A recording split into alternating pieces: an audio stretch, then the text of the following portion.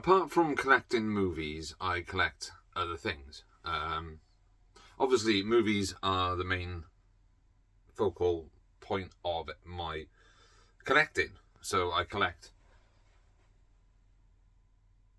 CDs as well. No, I haven't got a huge CD collection. That's just a few. Those are the ones that I originally brought up here to listen to. But movies are the main focus of my collecting. I collect some form of action figure as well. Got some games. But again, like I said, movies are the main focus of my collecting. I do have another fairly expensive hobby, which is I collect watches. You probably can't see it, but I am wearing one at the moment. I'm not interested in high end watches, but as long as it is analog, and generally it has to be a chronograph. I don't know if you can see that there.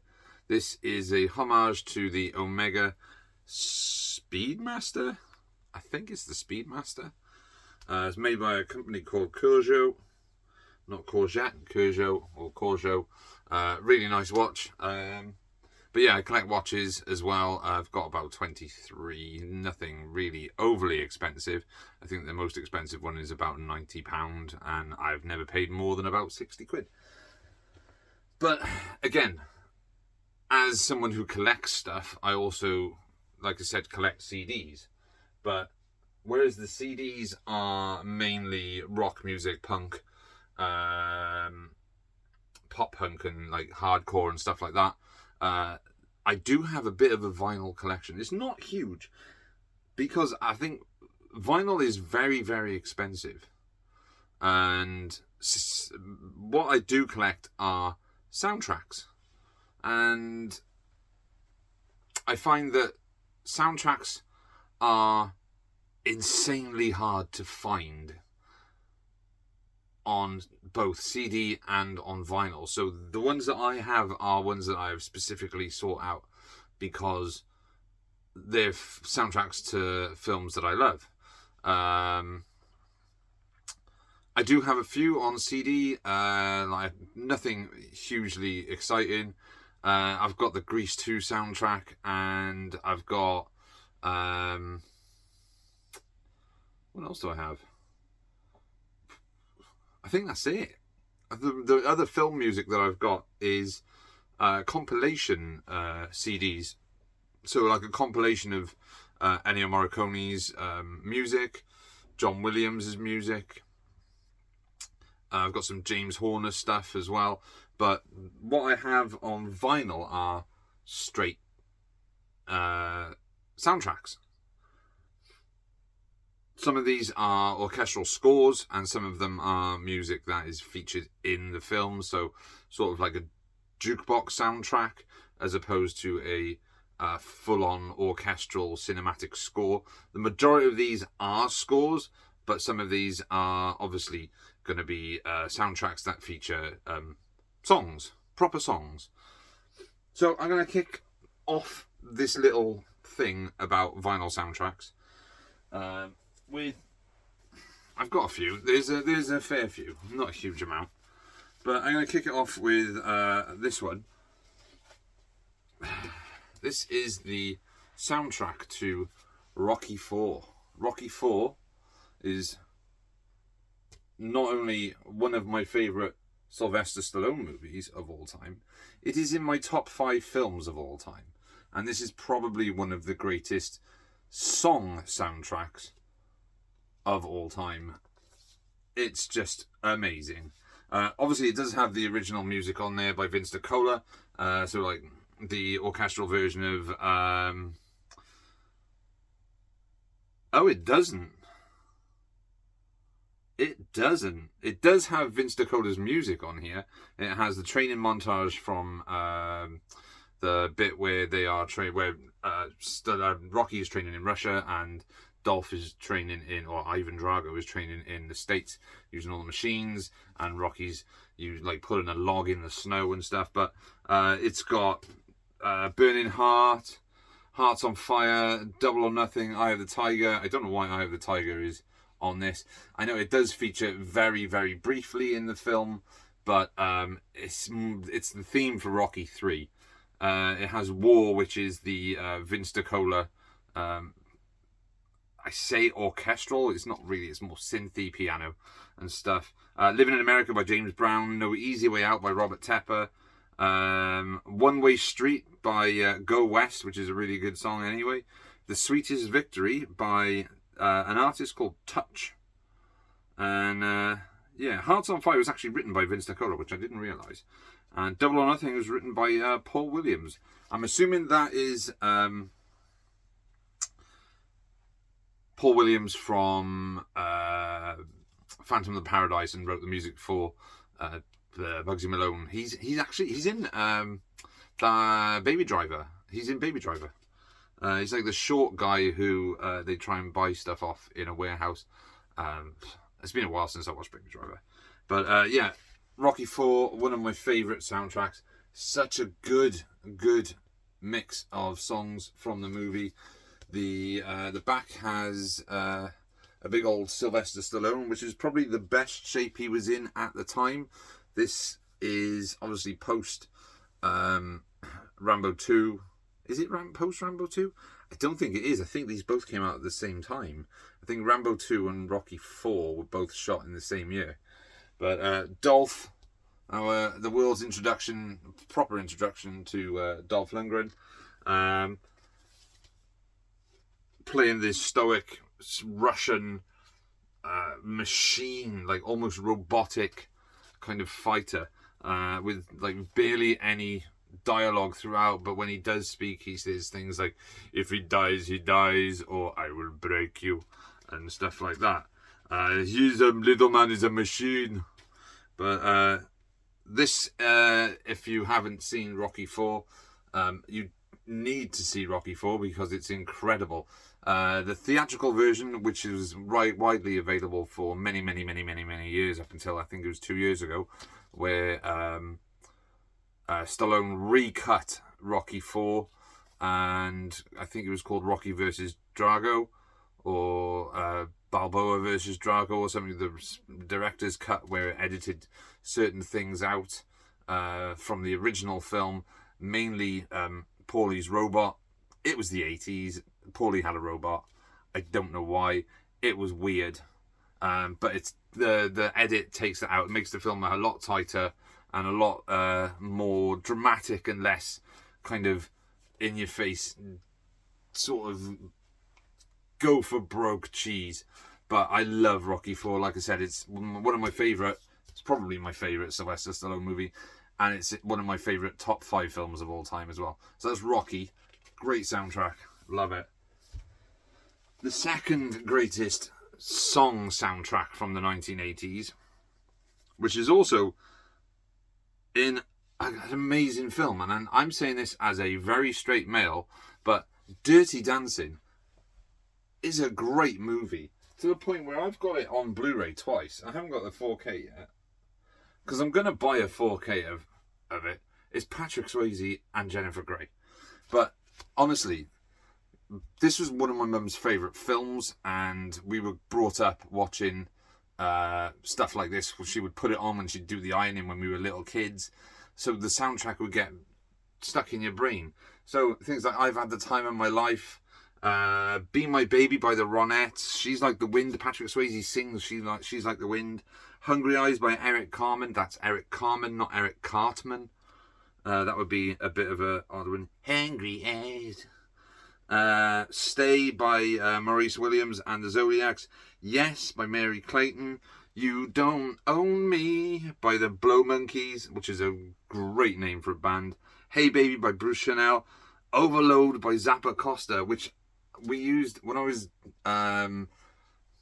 when I left school, and I went to work for the AA, the Automobile Association, on a 2-month temporary contract as a data entry clerk. My mum got me the job. She was working there at the time.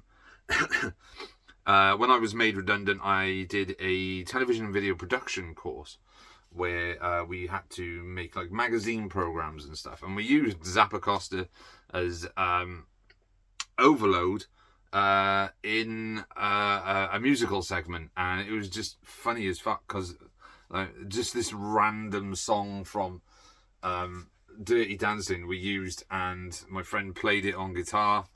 Yeah, it was a lot of fun. Love is Strange, Where Are You Tonight, and In the Still of the Night, just so good. I think Be My Baby was covered by Amy Winehouse as well. Was it? I don't know. This doesn't have all the songs. I can't remember the name of the song now. I thought it was the one by the Ronettes. But yeah, I mean, if you look at the back, it's got scenes and stuff. Well, images and the song track, the track listing. Again, the lighting's very bad. I'm sorry. But yeah, such a great. I paid $1.99 for this. I don't know if you can see that. Yeah, $1.99 in a charity shop, and yeah, it's not in the greatest of conditions. It is fairly scratched, but I also have the CD, so I'm not going to knock it. But it is such a good soundtrack, always stuck in my head. In fact, it doesn't have all the songs on it because it doesn't have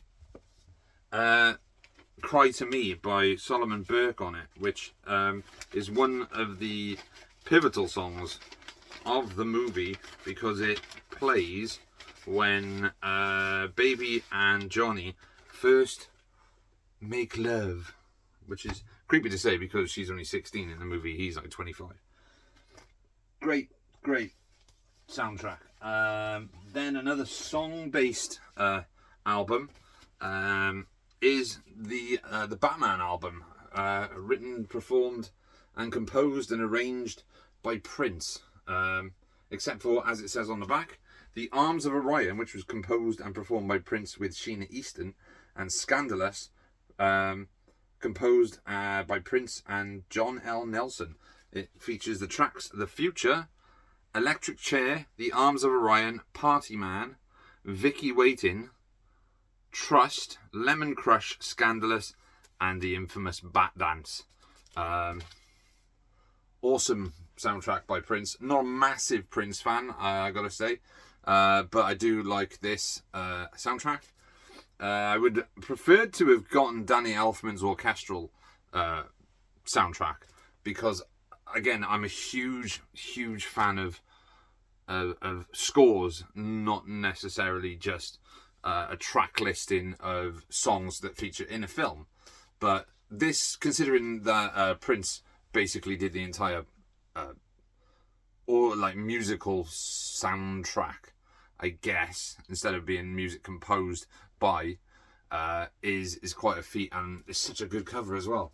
I mean, the back's a bit boring. It just says that Batman and then the track listing. Probably Tim Burton's best film, I say Tim Burton's best film, because he hasn't really had a great film track record after Edward Scissorhands, I'd say. But yeah, Prince's Batman soundtrack is very, very cool, and it's got a great cover. So the rest of these now, I believe... Oh, no, I tell a lie. There are still two more. I think it's two more. There are two more song soundtracks. The first one is Roadhouse. Roadhouse starring Patrick Swayze. As you can see, there is a bit of a theme here. I am a big fan of Patrick Swayze. This is the soundtrack to his 1989 awesomeness in a bar, Roadhouse. If you've seen the Amazon remake but you haven't seen the original one, shame on you, because the remake is shit. But yeah, this is a really, really good soundtrack. It's more like sort of Roadhouse rock and blues with the Jeff Healey band and Otis Redding. Oh yeah, it does have Otis Redding. I was going to say it's not really rock. But These Arms of Mine by Otis Redding is one of the greatest soul songs you will ever hear. It's such a beautiful song.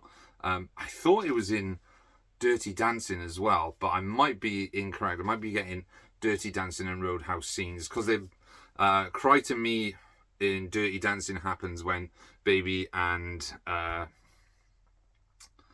Johnny start doing the deed, and These Arms of Mine plays when Dalton and Kelly Lynch's character start banging. But yeah, the big standout track on this, specifically I believe for this film, is When the Night Comes Falling by the Jeff Healey band. Now Jeff Healey is actually in the movie. He plays the leader of the band that plays the Roadhouse, which is known as the Double Deuce. He's a guitar player and a singer, but he's blind, and his voice is incredible. But yeah, I mean, you can't go wrong with this soundtrack. It's such a good one. Such a great movie as well. So much fun. It's cheesy. It's got some cheesy lines in it, like, I used to fuck guys like you in prison. Or I heard you once ripped a guy's throat out, and stuff like that. Or pain don't hurt. I love it. I think it's such a good movie, and I fucking love the soundtrack as well. So that's the soundtrack on vinyl. And the final one again is another another musical, like song-based soundtrack from Walter Hill's 1984 Streets of Fire. I fucking love this soundtrack. I have this on CD as well. I love this movie. I've talked about this movie in the past. I've got the Blu-ray. I said how I had a Korean DVD, which was the first way I was able to watch the movie. The music on this is so good. There's a lot of 80s sort of Jim Steinman style songs. Jim Steinman was the guy who wrote majority of Meatloaf's songs. So you will hear a lot of similarities between some of the songs that he wrote for this film and some of the songs that Meatloaf actually sings. There's a song here called Nowhere Fast, which is the first song on the album, well, on the soundtrack, by a band called Fire Inc. And that was written by Jim Steinman. The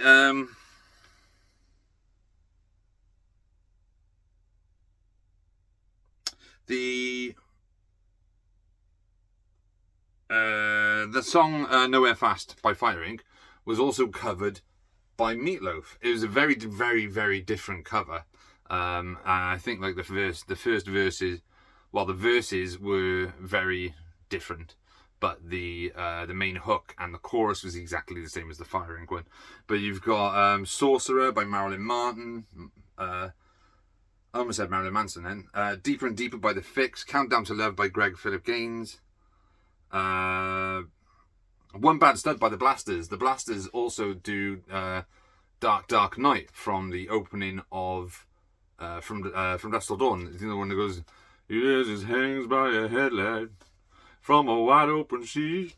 People sitting on porches thinking how things used to be. Dark night, dark night." Sorry. Tonight Is What It Means to Be Young by Fire Inc., which is another great Jim Steinman song. It is Jim Steinman. I was hoping I wasn't going to fuck this up.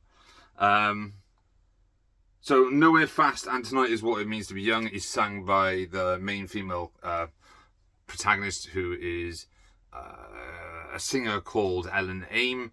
She is played by Diane Lane. I think Diane Lane was only 17 or 18 when she made the movie. Never Be You by Maria McKee. I Can Dream About You by Dan Hartman. Hold That Snake and Blue Shadows by the Blasters. Hold That Snake is by Ry Cooder, but the musical score, as usual for a Walter Hill film, is by Ry Cooder. But yeah, such a cool soundtrack, and I never get tired of listening to this, and I never get tired of watching the movie. But this is very cool. As you can see, it's got the stuff on the back. You've got Michael Paré, you've got Willem Dafoe, if you can see him, Ellen Aim, so young Diane Lane there, and the cover's pretty cool as well. So you've got Michael Paré, he plays Tom Cody, he's the main character. Then you've got Diane Lane as Ellen Aim. It doesn't have Rick Moranis on the cover either, unfortunately. Rick Moranis plays a character called Billy Fish, who is essentially the manager of Ellen Aim. So now we get to the big boys, the orchestral scores. I'm going to do this one quickly because I forgot I had this. This is a score by Jerry Goldsmith, which is rare that this film by this director doesn't have a Ry Cooder score. This is the soundtrack to Extreme Prejudice, the Walter Hill film from 1987. I want to say, I think it's 87. Apparently it's quite long. So due to the long running time on each side of this record, this record has been cut at a lower than usual level. For best results, operate the volume control with Extreme Prejudice. That's really, really, really bad. That's also really, really good. It's like chucking in a dad joke at the bottom of this.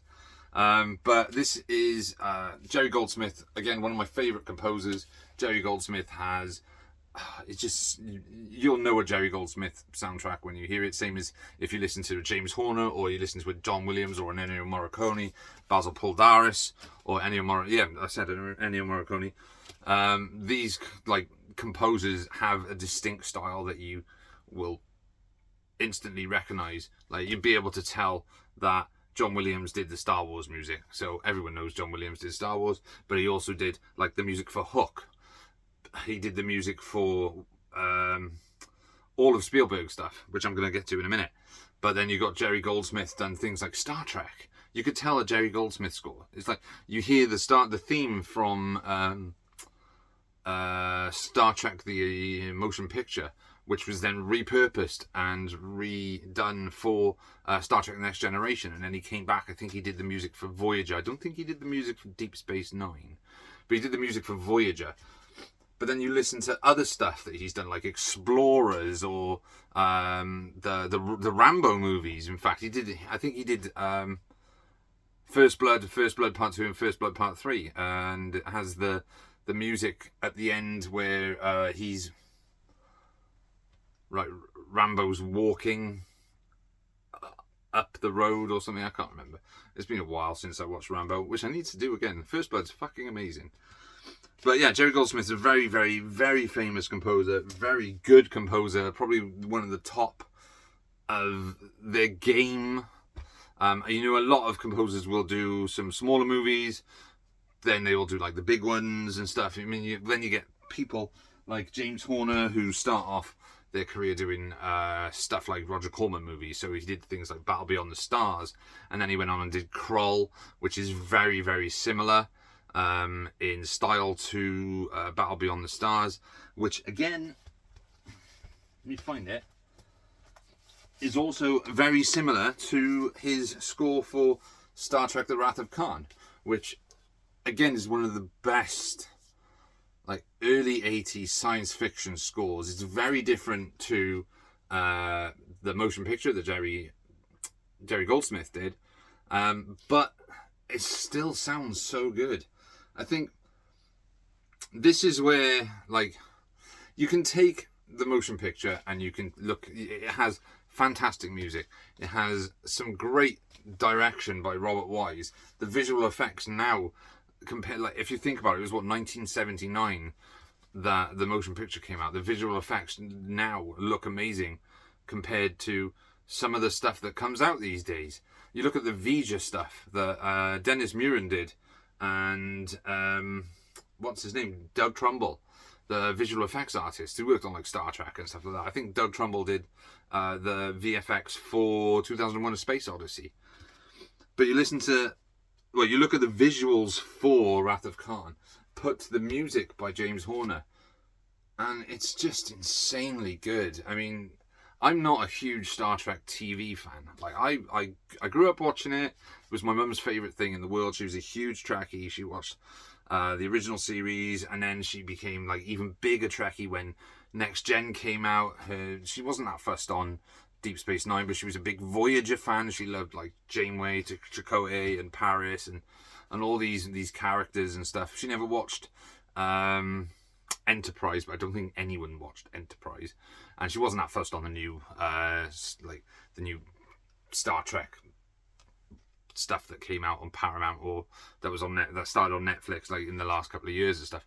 But she's like full old school Trekkie. She watched, like I said, she was a huge fan of Next Generation. Her favourite captain was Jean-Luc Picard, and she watched all of Picard. That was the only modern day Star Trek show that she watched, because it was Picard. And when you really think about it, season 3 of Picard was basically Next Gen Part 2. It was like the last Next Gen movie extended across, I think it's 10 episodes or something. But like the music that James Horner did for Star Trek Wrath of Khan is just exemplary. I mean, you can hum it. Although, if I tried to hum it now, I'd probably end up humming the theme to Battle Beyond the Stars, because they do have a similar feel to them. But again, like I love this music. I listen to it quite often. I would love to get the score for the motion picture, because I think Jerry Goldsmith's music on that is some of the best music from the late 70s into the early 80s. Obviously, you've got a lot of that being overshadowed by John Williams' scores.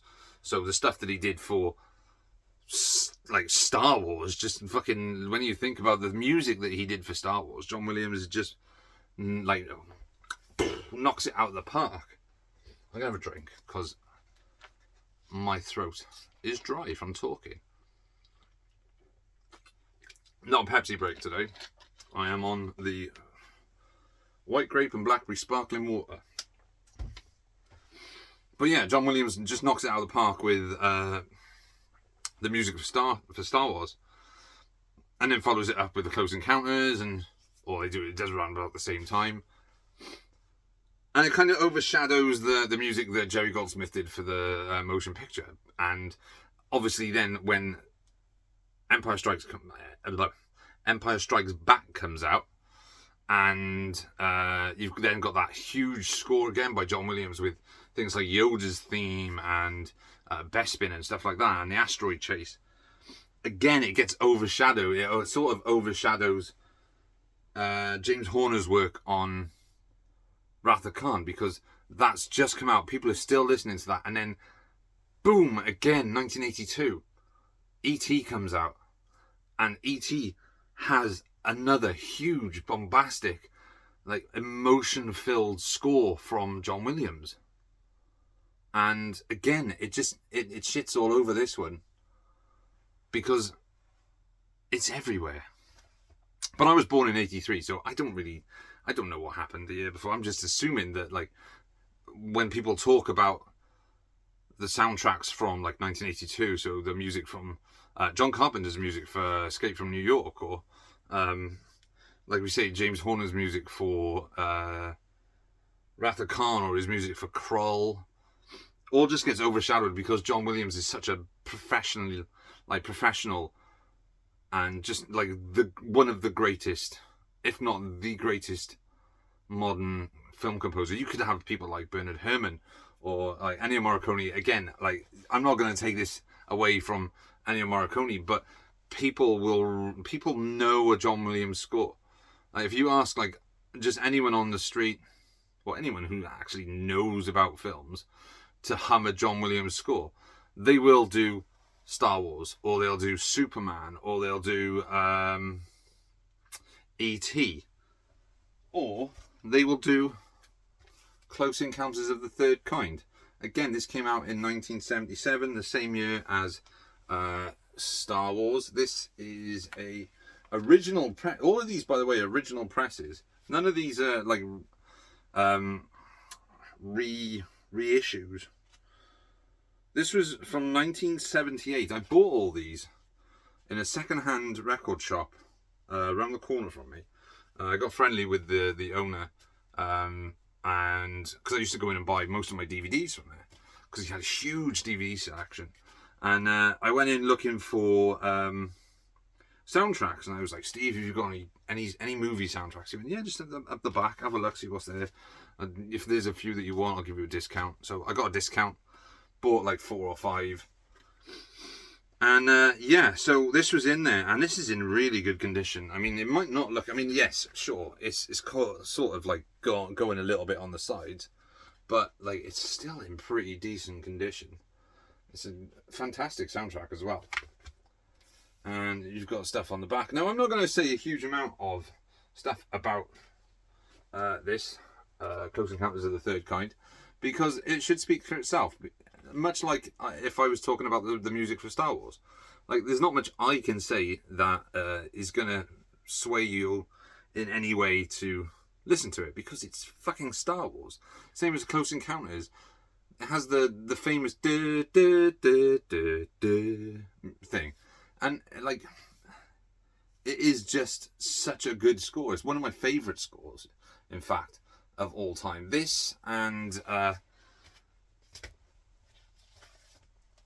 this, E.T. Again, John Williams. In fact, most of my favourite... I've mentioned it many times, John Williams is my favourite film composer. I can listen to his stuff all the time with no issue. Like, my number one listen to artist on Spotify is John Williams, and then it's Green Day. So there's a big difference. But E.T. is my favourite John Williams score of all time. I absolutely adore this. This is like, I guess, when all the stuff that I've shown, so like Rocky IV and Close Encounters and stuff like that, it's more or less a nostalgia thing, I guess. I could... It's really difficult to explain. So it's like when you watch something like The Goonies, or you watch something like... I'm specifically talking about people my age now, people who are 40, grew up in the 80s and the 90s. So the stuff that we used to watch, stuff like The Goonies, or stuff like The Last Starfighter, and then stuff like the TV show Battlestar Galactica, and stuff like that. When we hear stuff like the music from these films and these TV shows, that we become sort of taken back to when we were kids. Same with Star Wars. You listen to the opening music of Star Wars, and straight away you're a child. But it's not the same with the Disney Star Wars stuff. So when you hear the Star Wars fanfare at the start of a Disney film, it doesn't take you back to when you're a kid. But when you listen to the dun dun dun dun dun dun dun 20th Century Fox fanfare at the start of Star Wars, like, my whole reference point for the 20th Century Fox fanfare is that it was on before Star Wars. That was the first memory I have. And then you have the Star Wars intro, and I instantly become like a little kid again, and I think, I want to play with my Star Wars figures. And then I remember I can't play with my Star Wars figures because I'm 40 years old, and it's weird. So I just prop them up to look cool. Yes, so there we are. That's like why I love like John Williams stuff. It's because it just makes me feel like a kid again, and it's just great music as well. This one is I bought this because I am a big fan of James Horner, and I hadn't seen this film in a while. I own it on DVD, but the reason I picked this up, and I didn't pay much, I only paid £4.50 for it. In fact, I think I might have paid less, because I think it was one of the ones that I had discount at the record shop with. The reason I picked this up is because it came out, well, I bought this around the time Super 8 came out. And the trailer for Super 8 had a piece of music in it. And the piece of music that was on the trailer sounded very familiar, but I couldn't place where it was from. So after a little bit of research and stuff, I found out that it was the main theme from Cocoon: The Return by James Horner. Now, it's not the best film in the world. It is a decent science fiction sequel to a pretty good original 80s sci-fi movie with Steve Guttenberg. This has Courtney Cox in it. Which I forgot. And Steve Guttenberg. It's got Tani Welch as well. She was fit. But yeah, there was that piece of music that was just really soft and really nice, and it was on the trailer for Super 8, and it just made me instantly think of being a kid again and watching stuff like Cocoon and Cocoon 2 and what's the other one? Like something like Batteries Not Included, or I'm trying to think of all these films now that I could watch when I was a kid. Like again, The Last Starfighter, which I would love to get the soundtrack for The Last Starfighter. But yeah, it just makes me, it takes me back. It makes me feel like a child again, and that's always a great feeling. So there's only 2 left. I know this is going on a bit. I wasn't expecting to do a thing on vinyl. It's 5 to 4 in the morning, and I'm gonna watch this back. Then we have this. This is the TV soundtrack. Is it the soundtrack for the TV? Or it might be the soundtrack for the movie. I think it is. For Battlestar Galactica, the original 1979? 1978. Yes, it is. It is the movie. It was directed by Richard A. Cola. And stars Richard Hatch, Dirk Benedict, and Lorne Greene as Adama, written by Glenn A. Larson. The music was composed by Stu Phillips.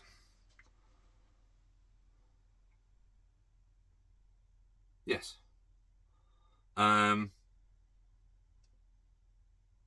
Great show. I remember watching it as a kid. For some reason, I remember the Battlestar Galactica 1980 more. I think it was because I watched that more when I was a child, because when I rewatched the original series a few years back, after very not having seen it since I was a child, I was trying to remember where there was I was trying to think why weren't they able to get the bikes off the back of the Vipers? And I was thinking, well, hang on, they haven't even gone to Earth yet. They haven't gone to Earth now in the 1980s. And then it dawned on me, I was watching the wrong series. So my Battlestar Galactica brain was stuck on Battlestar Galactica 1980, not the original TV show. And obviously I've got the remake, the great, awesome, fantastic first 3 seasons of that, and then the final season is just poop, as is the case with most TV shows. But the soundtrack for this is so good. It's dun dun dun dun dun dun. So good. The main theme, I had it on the tip of my tongue then, and I couldn't remember it. That's why I went dun dun dun dun dun.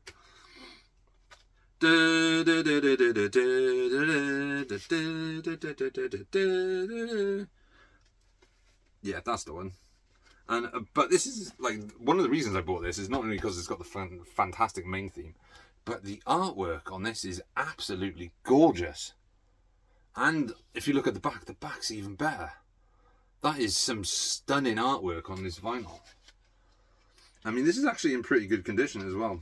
I remember buying this one. It's a bit dusty now though, it's been in the cupboard for a while. Probably get some better dust sleeves.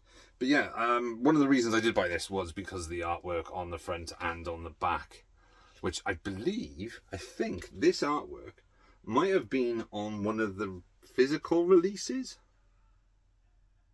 I'm not 100% sure, but it's a great soundtrack. And finally, Raiders of the Lost Ark. It's John Williams again. Like I said, John Williams is my favourite composer of all time. And Indiana Jones Raiders of the Lost Ark is one of the greatest... I say Indiana Jones and Raiders of the Lost Ark, and that's not the title. The title is Raiders of the Lost Ark. I love this film. I love the music. I would love to get Temple of Doom and Last Crusade, because I think Last Crusade has an even better score than Raiders of the Lost Ark. But this introduced us to the Indiana Jones theme. And, like, you can't go wrong with Indiana Jones. Such a great, again, such great artwork. I think this is Drew Struzan artwork as well. Oh no, it's Amsel. Who's Amsel? I don't know. I thought this was the Drew Struzan artwork, but it's clearly not. Maybe the poster. You can't see it now. I'm not going to turn it around. But yeah, it's just Indiana Jones and the Temple of Doom. It's Raiders of the Lost Ark. It gave us the Indy March, Raiders of the Lost Ark, the Raiders March, should I say. It's got Marion's theme again, which is such a beautiful piece of music. It's just amazing. It's obviously music composed and conducted by John Williams, orchestrated by him, and performed by the London Symphony Orchestra. Just such a good one. And yeah, so that's my collection. That's my vinyl soundtrack collection. There are soundtracks that I would give an arm and a leg for. Specifically, obviously, like I said, I would love to get the Star Trek motion picture soundtrack. I think that's a fantastic soundtrack from Jerry Goldsmith. I would love to have the 3 original and then prequel soundtracks for Star Wars. Like I said, I don't necessarily have full soundtracks for them, because there are pieces of music on all of those soundtracks that are incredible, and I would love to have them in a physical format instead of having to listen to them all the time on Spotify. But then there's soundtracks that are like virtually impossible to get hold of unless you pay through the nose. So Jerry Goldsmith's score for Explorers from 1985, again another fantastic score, this time very different to the music that he'd done previously. It's more synthy and sort of like more like very 80s, if you get what I mean, but it still has that Jerry Goldsmith catch. It has that motif that he's known for, that you recognise.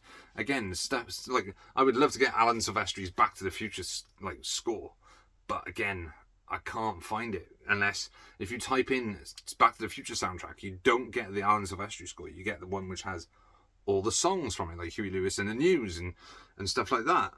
And I don't want that. I want the score, the musical score, the music that was composed by Alan Silvestri for that film. The Last Starfire, I would love to get that. I think it's Craig Saffin did the music for that, and I would love to get that. Bruce Broughton did the music for Young Sherlock Holmes. Is another fantastic score from him, and another. For some reason, the 80s had the best scores. You had the best composers. You had Goldsmith, you had Alan Silvestri, you had John Williams, you had Bruce Broughton, Basil Poldaris was doing stuff like the Conan soundtrack. Again, that's another one I would love to get, and I would love to have all these soundtracks, but they're just virtually impossible to get hold of. Like one soundtrack that I am looking for very hard to find, which is very hard to find, is the score for the film The Boy Who Could Fly. It's made in 1984, I think it was, or 1985. I think it was 1984. And the music is composed by Bruce Broughton, who did the music for Young Sherlock Holmes, and it has one of the most beautiful like main suites that you will ever hear in a movie. And like it's a great film as well. Anyway, it was directed by Nick Castle, who did what the fuck else did he do? The Last Starfighter. Nick Castle directed The Last Starfighter. He directed The Boy Who Could Fly. He's more well known to a lot of people as Michael Myers. He was the original Michael Myers, the man behind the mask in Halloween. But Nick Castle was a very good director. Did The Last Starfighter and The Boy Who Could Fly. And I would really, really, really love to get the score for that movie. So there we go. Yes, it's a long one. I wasn't planning on doing a long one. It's 4:05 in the morning. This is 45 minutes. I'm going to have to watch this back now to see if there's any issues. But I'm not going to bed till 5 o'clock in the morning. But thank you all for watching. I know it's not physical Blu-rays and stuff, but I can't really go over more of this. I can maybe do film reviews, but I hate doing film reviews. I've written them for 10 years and I can't voice them. So doing this about like movie soundtracks and talking about movie soundtracks is something that I love anyway. And yeah, thank you all for watching the last video where I talked about video burnout, and did a little physical update, and the little one I posted today where I just showed where the majority of my a large majority of my collection is stored. But this is the main video for today. I know it's long, but thank you very much for watching, and thank you for all the comments on the videos. And as usual, I am gonna salute, throw out the peace sign. I'm out.